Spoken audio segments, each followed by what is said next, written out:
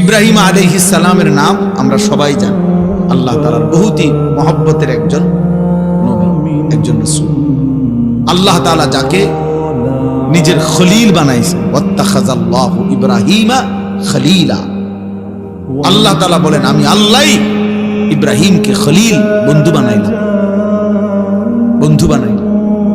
আল্লাহ তাআলা কোরআনুল কারীমের মধ্যে বলছেন ইব্রাহিম আলাইহিস সালামকে যে সে একজন ব্যক্তি, কিন্তু পৃথিবীবাসী শুনো, আমি আল্লাহ বলতেছি আমার ইব্রাহিম একাই কানা উম্মাতান, ইব্রাহিম একাই একটা জাতি। তিনি একজন ব্যক্তি না, বরং এক ব্যক্তি একটা জাতি।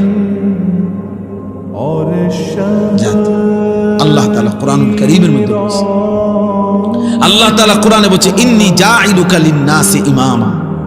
ইব্রাহিম আমি তোমাকে পৃথিবীবাসীর গোটা বিশ্ব মানবতার ইমাম বানিয়ে দিলাম, ইমাম বানিয়ে দিলাম।